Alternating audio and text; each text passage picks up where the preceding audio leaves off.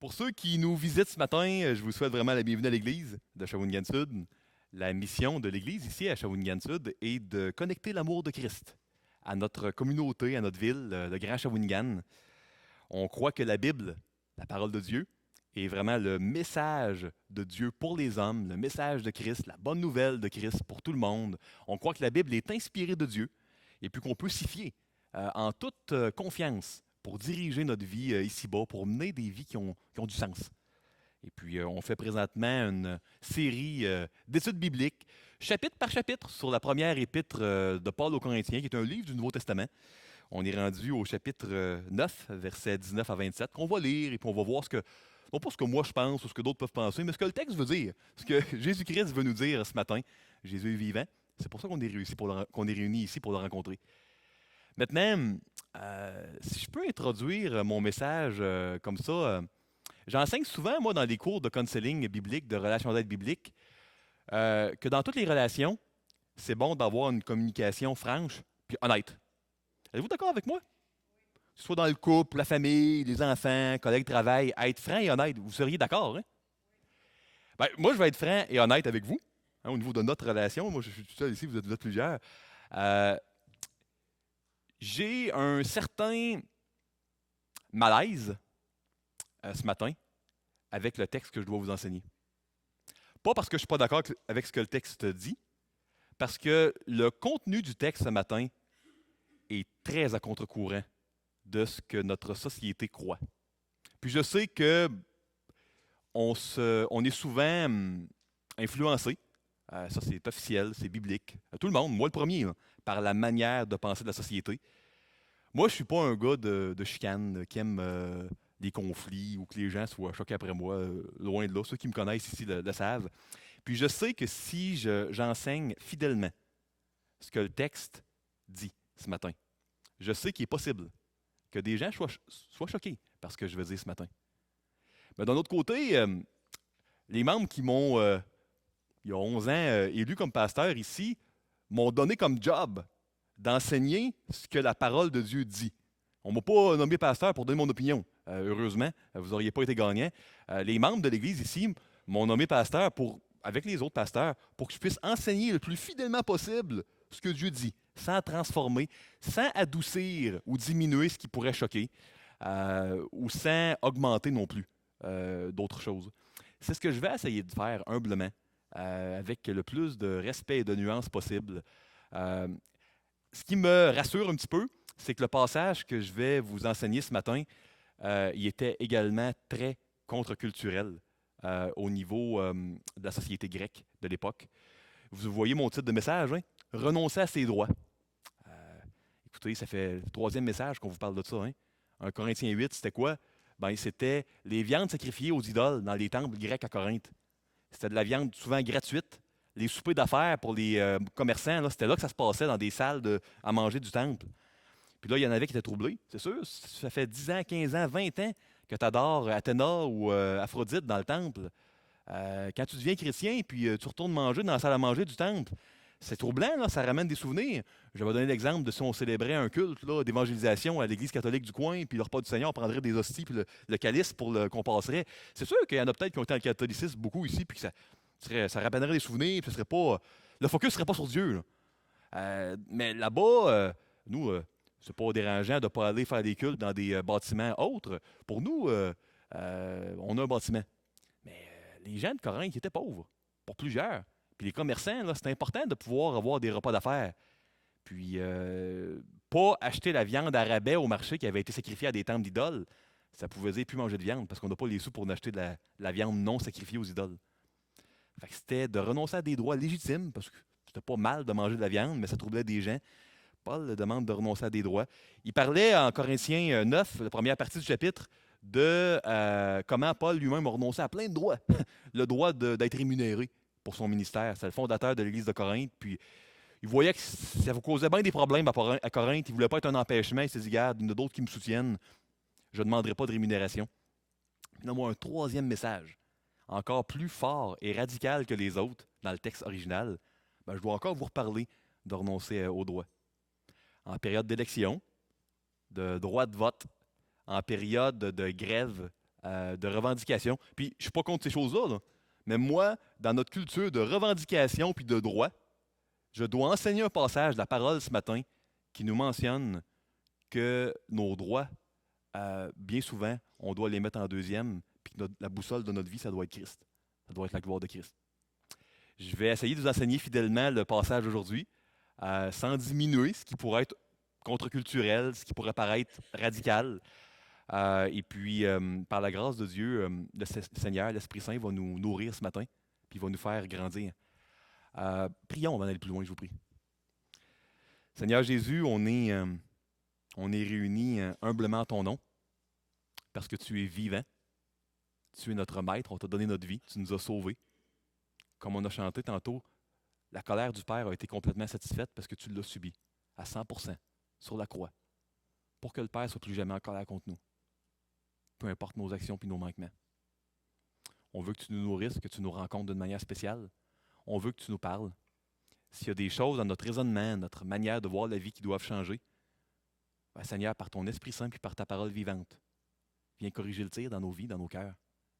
Encourage-nous, Seigneur, pour qu'on ait la force spirituelle de faire face aux défis de la semaine à venir. Merci pour ton amour, pour ta grâce, pour ta patience avec nous. Merci pour ta parole. Dans le nom de Jésus, Amen. Je vais dès maintenant vous faire tourner ou cliquer, pour ceux qui ont des iPads, iPhone, téléphones intelligents, dans 1 Corinthiens 9, versets 19 à 27. Pour ceux qui ont plusieurs versions, habituellement, tous les enseignants ici, là, le dimanche matin, l'équipe pastorale, on utilise la version Louis II, dans nos, pas parce que c'est une meilleure version que les autres, mais pour fin d'uniformité. Donc, 1 Corinthiens 9, versets 19 à 27, version Louis II. Verset 19.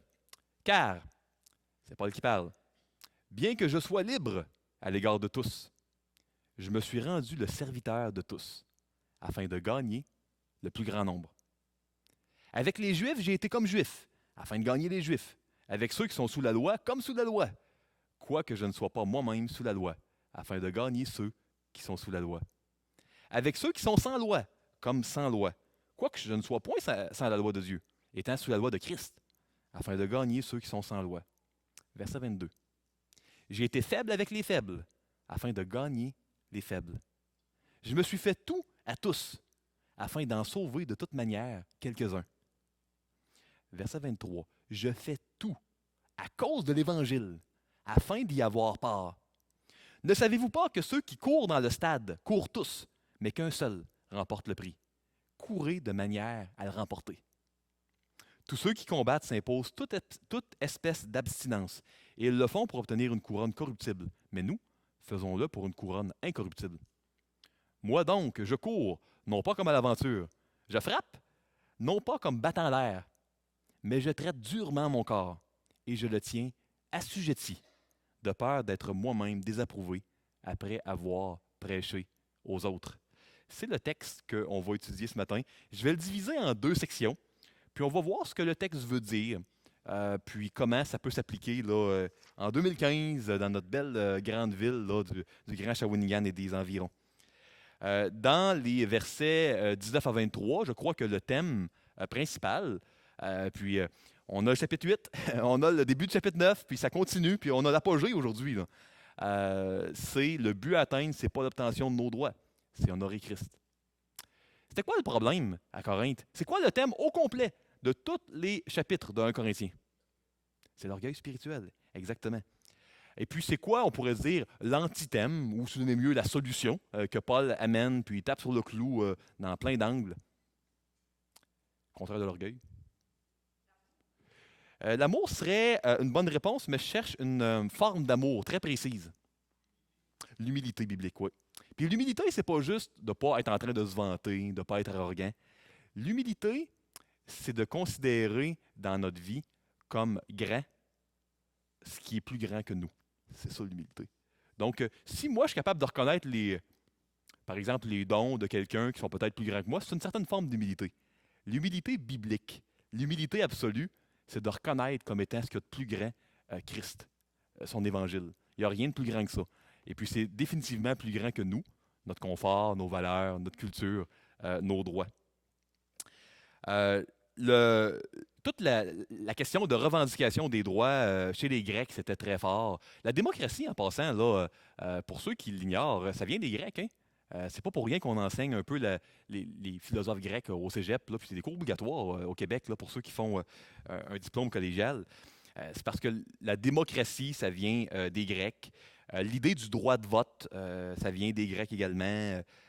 Donc, nous, de parler de parfois pas revendiquer nos droits, abandonner nos droits au Québec en 2015, c'est pas plus mordant, plus contre-culturel, plus scandaleux que chez les Grecs. Hein.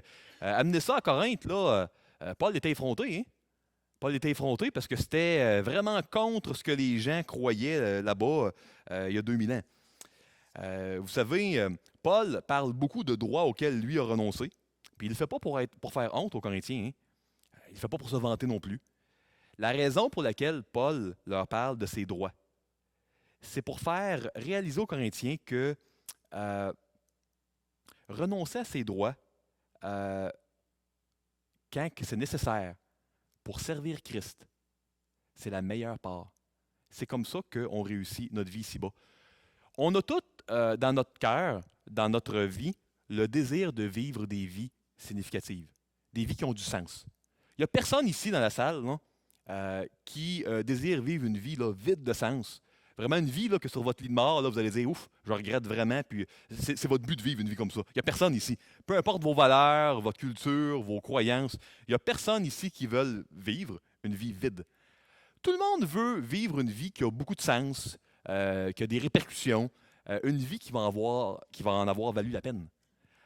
Pour certains, selon leur système de valeurs, vivre une vie riche, abondante, qui a vraiment eu du sens, qui a vraiment eu de la signification, c'est gagner beaucoup de sous. Pour certains, c'est faire une grande carrière, de grandes études. Pour certains, c'est bien élever leurs enfants. Ça peut être pour d'autres aider les pauvres. Ça peut amener une contribution à la société, que ce soit politique ou autre. Il y a toutes sortes de causes, hein, selon les valeurs des gens, que les gens ont besoin de vivre pour quelque chose d'autre qu'eux-mêmes. Euh, Vous savez, il n'y a personne qui est heureux en vivant vraiment là, pour soi-même. On a en nous-mêmes quelque chose, chrétien ou non, là, qui nous pousse à vivre et à accomplir quelque chose de grand durant notre séjour, notre passage sur la terre. C'est simple. La raison pour laquelle on a en nous cette pulsion-là, ce genre de vide-là, j'oserais dire ce besoin-là, de vivre quelque chose de grand durant notre vie, c'est parce qu'on a été créé pour être les porteurs de l'image de Dieu. Bon, il y en a qui disent on a un vide hein, dans notre cœur, le cœur de l'homme en forme de Dieu, que rien ni personne sauf Dieu peut combler. C'est une citation d'Augustin qui a été reprise par Blaise Pascal par la suite dans l'histoire de l'Église. Puis c'est vrai, on a été créé pour vraiment porter la gloire de Dieu sur nous, avoir l'image de Dieu, puis être ses représentants, pour être en communion toujours avec Dieu, de gloire en gloire, de progrès en progrès. C'est certain que maintenant qu'il y a eu la chute originelle, puis qu'on a été séparés de Dieu. On peut être réconcilié à travers Jésus-Christ, vous le savez, mais ultimement, on a tous et toutes, encore en dedans de nous, cette espèce de fonction-là, d'objectif-là de vie avec lequel on a été programmé par Dieu quand Dieu nous a créés, de vivre pour quelque chose de grand. Puis on n'est pas heureux comme croyant si on donne notre vie à Jésus lors de la conversion, puis on se met à vivre pour des choses futiles ou pour nous-mêmes ou pour notre petit confort, pour notre petite vie. On n'est pas heureux en faisant ça. Puis Paul, c'est pas pour faire honte aux Corinthiens. C'est pas pour leur nuire, c'est pas pour être sévère ou être dur ou être légaliste ou contrôlant. La raison pour laquelle il a écrit une première lettre qui s'est perdue aux Corinthiens, c'est parce qu'il y avait des problèmes.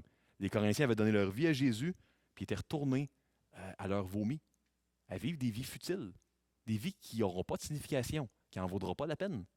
Ils n'étaient pas heureux, les Corinthiens. La chicane, le dérèglement était pogné dans l'Église. Ils n'ont pas écouté la première lettre. Quand on vit pour soi-même, on n'est pas enseignable. Il envoie une autre lettre, inspirée de Dieu. Hein? Vous êtes d'accord avec moi? Un Corinthien, c'est inspiré de Dieu. Ben, ils ne l'ont pas écouté, un Corinthien. C'est plus tard qu'heureusement, là, Paul va les gagner. Mais cette lettre-là qu'on étudie, qui est inspirée de Dieu, elle n'a même pas fonctionné. Tellement l'aveuglement orgueilleux des Corinthiens était grand. Ils vivaient pour eux-mêmes, pour leur gloire, plus pour la gloire de Dieu. On a comme disciples de Jésus l'opportunité de prendre ou non l'opportunité qu'on a ici sur Terre de glorifier Dieu puis de le suivre. L'idée de revendiquer ses droits, c'était tellement fort chez les Grecs que ça faisait partie de leur définition de la réussite. Tu vivais pas, tu n'étais pas quelqu'un qui avait un succès dans ta vie, qui avait vécu une réussite, si tu n'avais pas revendiqué tes droits. C'était très, très mal vu à cette époque-là où la démocratie là, était récente et puis le droit de vote était récent, puis les gens avaient des droits, puis avant, c'était comme pas un concept qui était sur la map, qui existait de la même manière. Donc, quand tu mettais de côté tes droits, tu étais méprisé, c'était extrêmement mal vu. Puis de nos jours aussi, hein, on sait que si votre compagnie est en grève, puis je dis pas que c'est mal de faire la grève, ça peut être, il y a des bonnes raisons pour faire la grève. Mais si, par exemple, vous jugez qu'une grève n'est pas moralement bonne, puis vous décidez, vous, dans votre conscience, de ne pas y participer, je peux vous garantir que ça va être mal vu. Ça va être très mal vu de la part de vos collègues de travail. Donc, écoutez, c'est un petit peu ça le but de Paul dans sa première épître aux Corinthiens, dans le chapitre 9. Il voulait adresser le fait que vivre pour Dieu, c'est bien plus grand que vivre pour soi, puis vivre pour ses droits. C'est pas mal d'avoir des droits, puis des fois, ça vaut la peine de les réclamer, mais ce qui doit nous guider, c'est pas notre réussite, c'est pas de revendiquer ses droits, c'est pas d'essayer de plaire à la culture.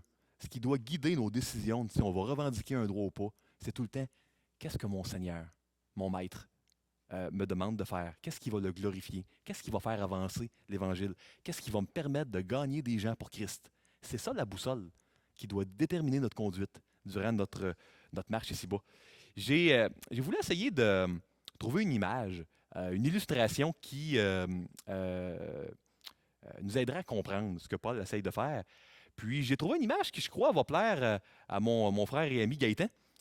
C'est cette image-là, ici. Qu'est-ce que c'est ici à l'avant? Une valve, exactement. J'aimerais comparer ce matin la foi, la vraie foi biblique, à une valve. Une valve comme ça, de plombier. Une valve, ça se trouve à être quelque chose qu'on peut ouvrir et fermer. Hein, j'ai une autre image ici. Vous voyez ici, on peut, en tournant la manivelle, ou en tout cas, je ne sais pas trop comment ça s'appelle, l'espèce de poignée, là, on peut fermer, hein, de sorte que dans le tuyau, il n'y a plus rien qui passe. Puis on peut ouvrir la valve, puis regarder le liquide quelconque, l'eau, peu importe, ça bouge. Bien, notre relation avec Dieu, c'est un petit peu comme une valve. Hein. La foi, c'est un petit peu comme une valve. En haut, tu as Dieu, puis tu as ses bénédictions. Puis de l'autre côté de la valve, ben, tu as toi. Puis Dieu nous laisse libres d'ouvrir la valve ou pas. On peut vraiment renoncer à vivre pour nous-mêmes, à être notre propre maître, notre propre gouverneur, puis laisser les commandes à Christ. Ça, c'est ouvrir la valve. Puis je peux vous dire que quand on ouvre la valve, là, les bénédictions, là, ça bouge, là, puis c'est non-stop. Hein? Puis ça dépend juste de nous. Hein? Si on la laisse ouverte tout le temps, la valve, là, les bénédictions, là, ça passe, ça passe, ça passe. Des fois, la ville peut couper l'eau, mais Dieu, il ne coupe jamais les bénédictions, lui. Tant qu'on laisse la valve ouverte, là, il n'y a pas jamais de relâche. Maintenant, Dieu, il va nous laisser la possibilité de la fermer, la valve. Puis si on la ferme, la valve, Dieu il va respecter ça. Puis les bénédictions, ben, ils vont arrêter d'arriver. C'est pas de la faute de Dieu. Bien souvent, c'est pas logique. On ferme la valve parce qu'on retire les commandes au Seigneur, puis on vit pour nous-mêmes, pour notre confort. Là, on est malheureux, c'est sûr, plus de bénédictions. On ne vit plus pour de quoi de grandiose. Hey, on souffre, on n'est pas bien là-dedans. Puis là, on est en colère contre Dieu. Parce qu'on dit, hey, plus de bénédiction, qu'est-ce qui se passe? Voyons donc, Seigneur, ouvre la valve. La valve est là. Ouvre-la, puis les bénédictions vont revenir. Puis c'est un petit peu ça qui se produit. Un peu comme si je me choquais contre la ville, je faisais des plaintes à la ville, parce que j'ouvre pas mon robinet, je dis, il n'y a pas d'eau. Là, mon frère Gaëtan, c'est dans les environs aux égades, ouvre le robinet, puis ouvre la valve, l'eau va être là, c'est pas de la faute de la ville, c'est ta faute à toi. C'est ta responsabilité d'ouvrir la valve dans ta maison.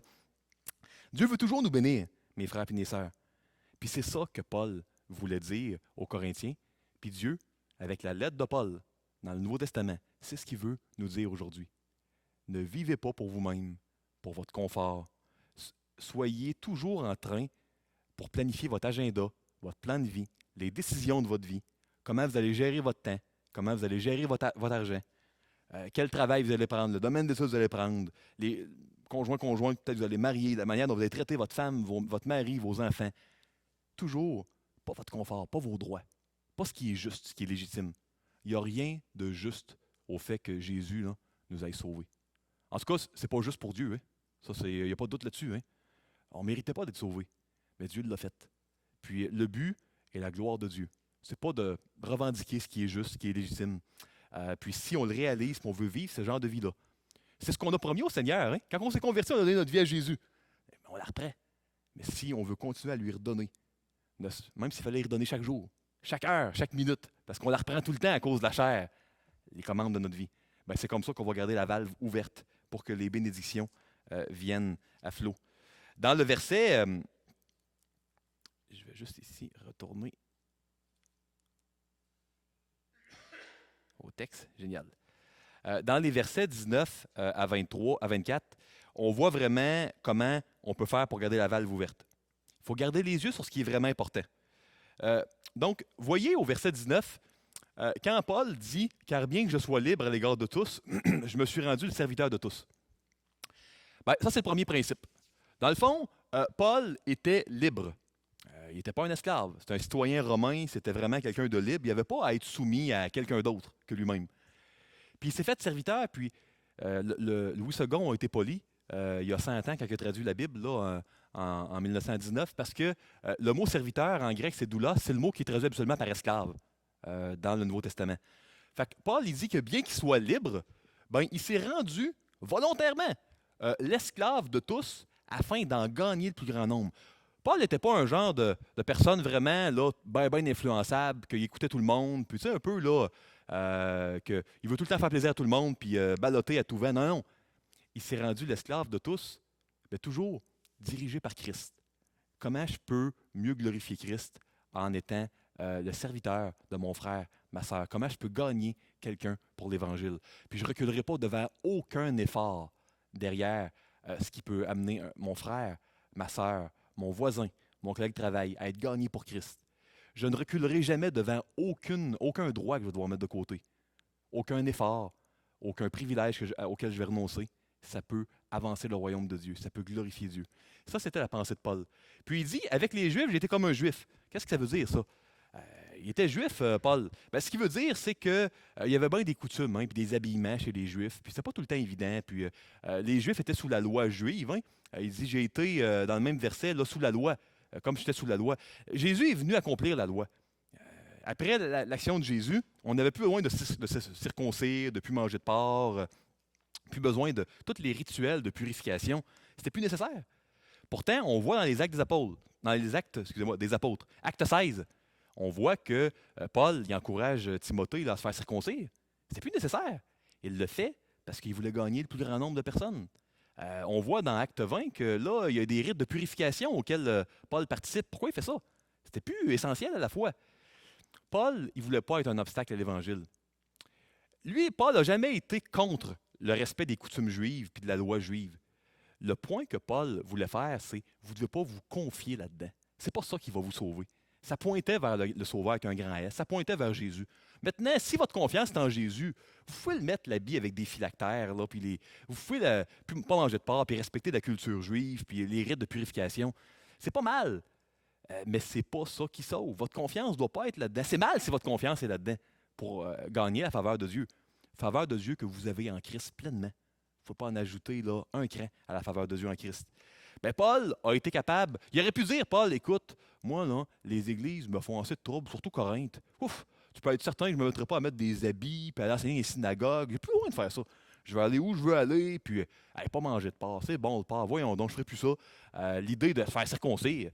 C'est pas drôle, ça, là, ces affaires-là de circoncision, j'imagine, surtout quand il était adulte. Donc, vous savez, ce genre de choses-là, c'est pas des trucs que Paul aurait été obligé de suivre. Il ne voulait pas scandaliser les Juifs. L'important pour lui, c'était pas ce qui est nécessaire ou pas, c'était l'Évangile. Sans la loi, ici, sans la loi, là, ça ne veut pas dire que Paul il allait se tenir avec des bombes et se mettait à désobéir à la loi. Là. C'est une question de la loi religieuse juive. Puis quand il était avec des Grecs ou avec des Romains, ben là, c'est sûr qu'il n'imposait jamais le respect des coutumes juives. Puis il ne le faisait pas. Puis il y avait des coutumes romaines ou grecques, ben, Paul le suivait. Puis on voit qu'à Athènes, quand Paul a été annoncé l'Évangile, il n'a pas été dans une synagogue. Il a été sur l'aéropage, qui était sur la colline de Mars, là, un genre de stade où les philosophes grecs à Athènes allaient parler. Puis c'est là qu'a amené l'Évangile. On voit qu'il a été faible avec les faibles. Ben, on a vu dans Corinthiens 8, c'était quoi les faibles. S'il allait à Corinthe ou à une place où il y avait de la viande sacrifiée aux idoles, ben, puis il n'était probablement pas riche, Paul, ben, il n'en mangeait pas. Puis il se privait de manger de viande parce qu'il dit, bon, s'il y a des faibles à cet endroit-là, ça va les troubler, ça va leur rappeler leur temps où ils étaient idolâtres, qu'ils adoraient Athéna, Apollon, les dieux grecs. Je vais m'en priver de manger de la viande.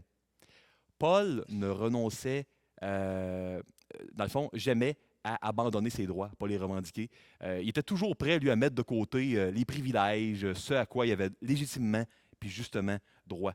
Puis c'est ce qu'il dit ici dans ces versets-là. Puis il dit, verset 23, « Je fais tout. Je fais tout à cause de l'Évangile, afin d'y avoir part. » Pas d'y avoir part dans le sens d'être sauvé. On n'est pas sauvé par des œuvres. D'ailleurs, Paul le dit aux Éphésiens, c'est par grâce, au moyen de la foi, ça c'est clair.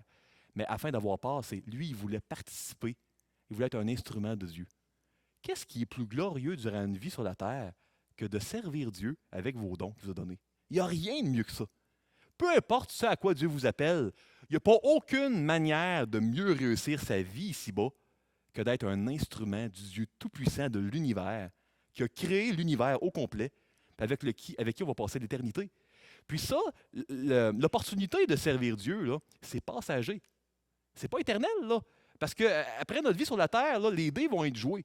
Puis on va être avec le Seigneur pour l'éternité.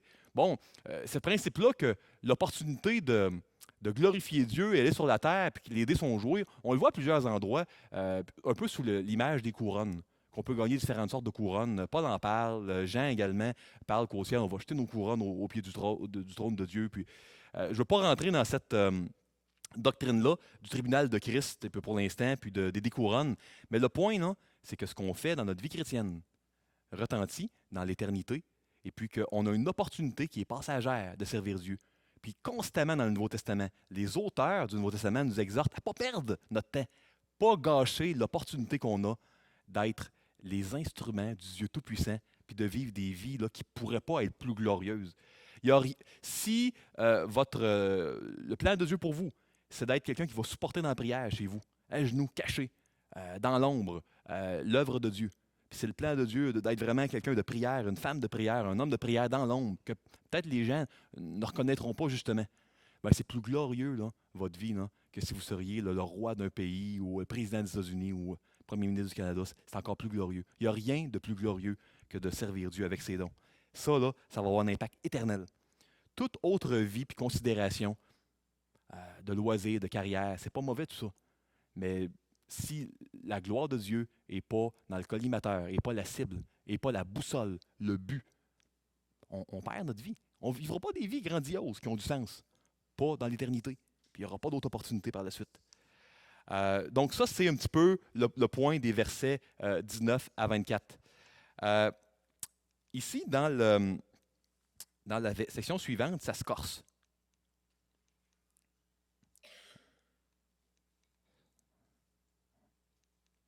On va essayer ici de se rendre à la bonne diapo. Attendez. On est, durant nos vies, les athlètes de Christ. Là, il y a tout un langage dans les versets 24 à 27 d'athlètes. Puis nous, on dit, coudonc, c'est quoi cette histoire-là? On court, puis le stade. Puis bon, il faut comprendre qu'à cette époque-là, c'est pas juste la naissance de la démocratie, c'était la naissance des Jeux olympiques. Puis il y avait les tournois sportifs, là, c'était très, très célèbre, très à la mode. Puis à Corinthe, il y avait les Jeux ismiques, aux 2 ans. Puis les Jeux ismiques, ben, c'était une course dans un stade, puis il y avait différentes choses. Puis il fallait que tu t'entraînes à peu près 10 mois pour pouvoir qualifier. Puis c'était de quoi de vraiment là, grandiose. Les gens venaient de partout pour les Jeux ismiques de Corinthe. Il y avait également, à cette époque-là, on le sait, à Olympie en Grèce, les Jeux olympiques, qu'on a encore 2000 ans plus tard. Puis bon, au lieu d'être une couronne de pain, comme à Athènes, ben, les Jeux olympiques, c'est une couronne, comme on le sait, là, d'olivier. Puis à Delphes, c'était une couronne de laurier. Puis il y avait d'autres sortes de jeux à Delphes. Donc, les tournois sportifs, là, ça, c'était, là, si tu veux allumer là, l'intelligence d'un Corinthien, puis tu veux y expliquer là, un petit peu comment vivre ta vie chrétienne, centrée sur Christ, avec la boussole, c'est la gloire de Dieu. Meilleure manière de parler, là, parle des jeux ismiques, là, puis de la course, là, puis de la boxe. Là. La boxe directe, tu es vraiment dans le mille. Tu vas connecter là, avec les Grecs de Corinthe. Nous, si on aurait voulu utiliser un Shawinigan, écrire corinthien, ben on aurait pu dire, on va parler de la classique de canot. Hein, ceux qui font la classique, ben, il faut qu'ils s'entraînent, puis ils prennent pas ça à la légère, puis ils mangent pas n'importe quoi. Puis je sais que mon frère Pat a fait la classique il y a plusieurs années. En quelle année, Pat? Failli la faire. Oh, excuse-moi, je voulais pas te... Je suis un peu mal à l'aise, je ne veux pas te mettre sur le spot. Est-ce qu'il y en a qui ont fait la classique ici? Personne? Est-ce qu'il y en a qui connaissent quelqu'un de proche qui ont fait la classique? Quelques personnes, hein? Euh, c- Selon l'objectif de te classer ou pas, il faut prendre ça au sérieux. Puis, si tu le fais pour le plaisir, bon, juste pour aller dans le classique, c'est une chose. Mais si tu veux gagner, là, j'ai eu comme chiropraticien des patients qui ont fait la classique, puis qui voulaient se classer. Puis, c'était une pratique, puis un entraînement très rigoureux, longtemps d'avance. Tu sais, tu niaisais pas avec ça. J'ai donné une photo ici d'une couronne de pain. À quoi ça ressemble? Ça, une couronne de pain, là, c'est sûr que c'était bien glorieux, mais on s'entend qu'à l'époque des Grecs, là, après un an ou deux, là, ta couronne de pain, là, c'est pas comme une médaille d'or olympique. Hein, c'était pas tout à fait frais là, après un an ou deux. Maintenant, les athlètes à Corinthe s'entraînaient terrible. Euh, Au minimum 10 mois, ça peut être un an, 2 ans d'avance pour les Jeux ismiques, pour une couronne corruptible. Puis à Corinthe, dans les Jeux ismiques, tu n'avais pas de deuxième place. Pas de médaille d'argent, pas de médaille d'or. Tu gagnais ou pas. Fait qu'il y en avait un qui gagnait, puis il y en avait beaucoup des gens qui couraient. Donc, la barre était très, très, très haute. Nous, on sait que comme croyants, ben, on peut tous gagner ici. 100% du monde, si on veut avancer au niveau de la course. Quand il dit ici qu'il court, mais on doit courir de manière à remporter le prix, il ne parle pas du salut. Il parle d'une vie réussie. De ne pas avoir gâché sa vie chrétienne. Puis un petit peu plus tard, dans Corinthiens, il va parler de gens qui sont sauvés au travers du feu, qui ont gâché leur vie chrétienne. Il n'est jamais question de perdre du salut. La parole de Dieu est claire à bien des endroits au niveau de la persévérance des saints et de la sécurité éternelle. C'est pas ce que Paul veut dire. Il est question ici de toutes les abstinences là, que les Grecs faisaient pour être prêts pour les Jeux. Ils ne mangeaient pas n'importe quoi. C'est sûr que ta femme, tes enfants, tu ne les voyais pas beaucoup. Puis tu faisais peut-être pas plein de choses que tes voisins faisaient. Tu t'entraînais pour gagner tes Jeux ismiques. Il y en a un qui gagne. Fait que si tu veux avoir une chance de gagner, là, il fallait vraiment que tu t'entraînes sérieusement. Puis c'était une couronne corruptible. Après une couple d'années, ben, on oubliait. Si je vous demandais de nommer des gens qui ont gagné la couronne, la médaille de bronze olympique, ou même d'or, il y a 10 ans, il y a 20 ans, dans telle discipline, pas sûr qu'il y a grand monde ici qui pourrait me dire, à part peut-être les fans, ah ben dans telle discipline, c'est telle autre, c'est telle. On ne le sait plus, c'est corruptible, on l'oublie. Quand il dit au verset 26, je cours, non pas comme à l'aventure, je peux vous dire que ces courses-là, quand il y en a un qui peut gagner, puis tu t'entraîner un an, là, tu cours pas à gauche, à droite, puis tu sais, un peu frivole, puis je vais aller voir un peu à côté le paysage, puis tu reviens vraiment à l'aventure. Là. Hey, tu cours vers la ligne d'arrivée, puis droite, puis il n'y a pas d'aventure là. Puis tu sais, les combats de boxe grecs, encore là, tu en avais un qui gagnait, là, tu frappes pas, tu t'amuses pas à battre l'air, puis tu sais, donner des coups partout. Tu voulais qu'à chaque coup de poing, frapper ton adversaire.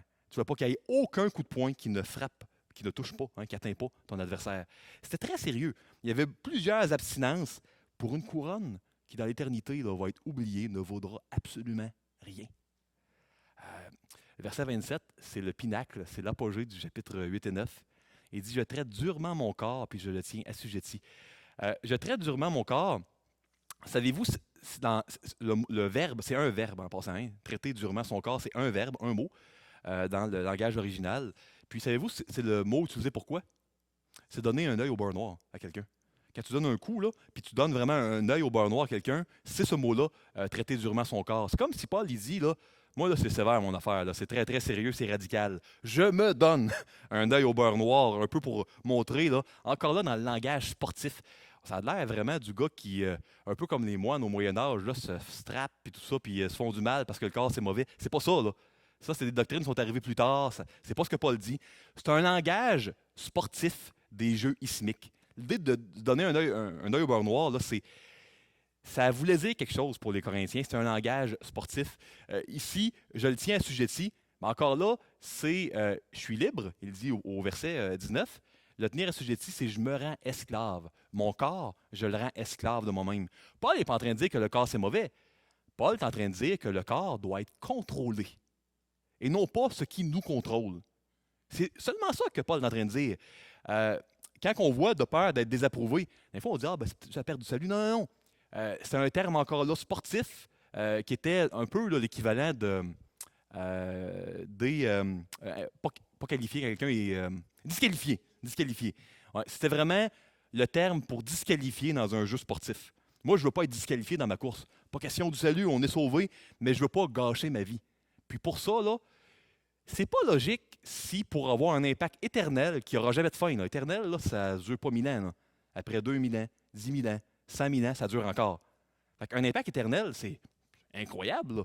Là. Puis on a une opportunité limitée sur Terre d'avoir cet impact éternel-là au niveau de la gloire de Dieu.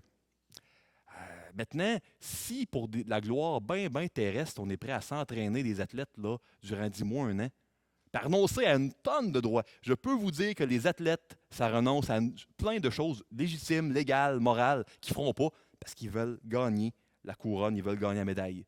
Ben nous, pour de quoi d'incorruptible, de céleste, qui n'aura jamais de fin au niveau de l'effet, est-ce qu'on est prêt, pour la gloire de Dieu, à laisser les commandes de notre vie à Dieu, puis à vivre des vies qui sont centrées, déterminées, conduites, dirigées par la gloire de Dieu, par gagner les frères, les sœurs qui ne connaissent pas Dieu, mais frères et sœurs humains pour l'Évangile. Puis par édifier nos frères et sœurs qui sont chrétiens, qui sont nés de nouveau, encore là, à grandir dans la foi. Est-ce qu'on veut vivre pour la gloire de Dieu? Est-ce que c'est ce qui va diriger notre vie?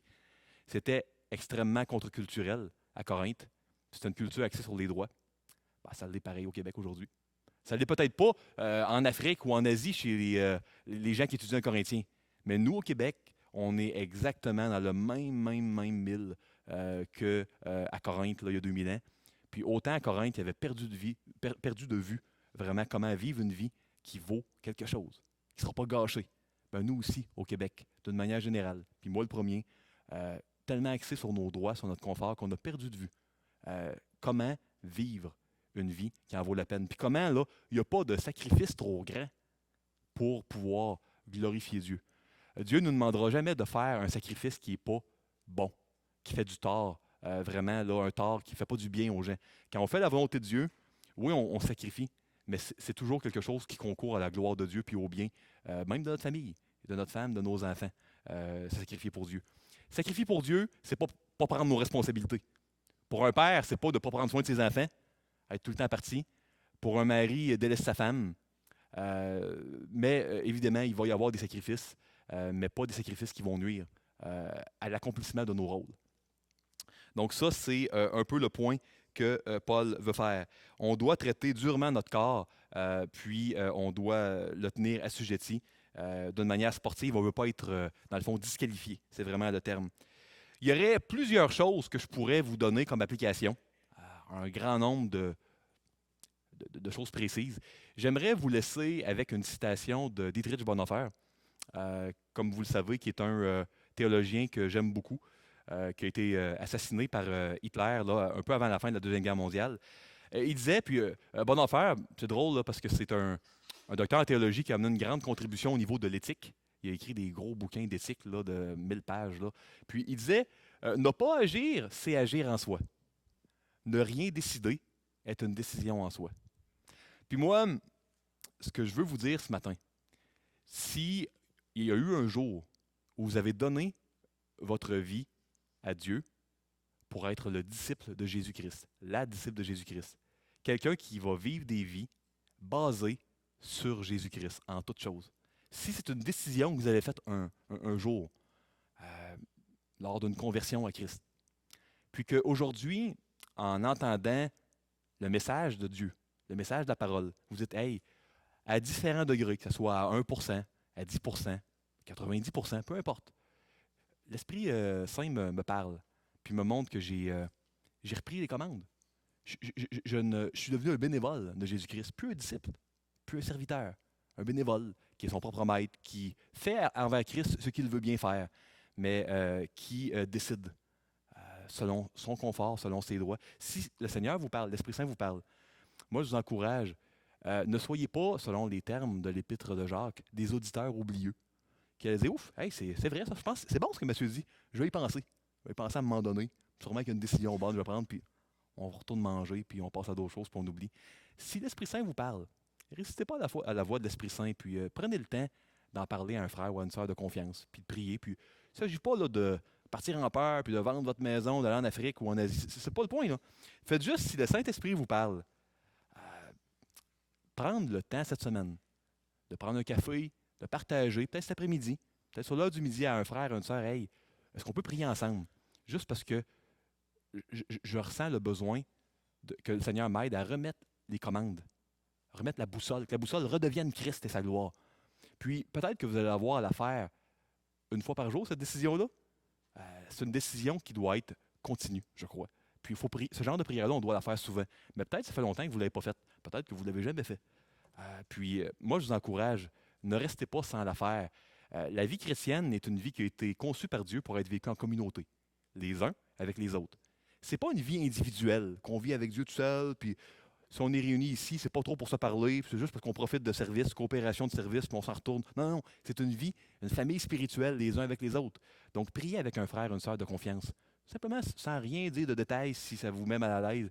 Seigneur, je veux t'ordonner les commandes, et puis prier pour le frère à côté, la sœur à côté, puis on veut t'ordonner les commandes. Puis aide-nous à ce que tu sois la boussole de notre vie, ce qui dirige vraiment là où on va aller, le GPS de notre vie chrétienne. Donc ça, c'est l'exhortation de faire quelque chose, de ne pas juste rien faire, si le Seigneur vous parle aujourd'hui. Que le Seigneur, cette semaine, vous bénisse tous et toutes, puis que le Seigneur nous ramène, puis je m'inclus le premier dans ces exhortations-là. J'ai souvent à faire cette prière-là, parce que je les reprends les commandes moi aussi. Je suis pas mieux que personne ici. Donc que le Seigneur nous bénisse, puis nous ramène à une vie qui en vaut vraiment la peine. Une vie qui va être réussie, une vie dédiée à honorer Christ, puis pas centrée sur nous-mêmes.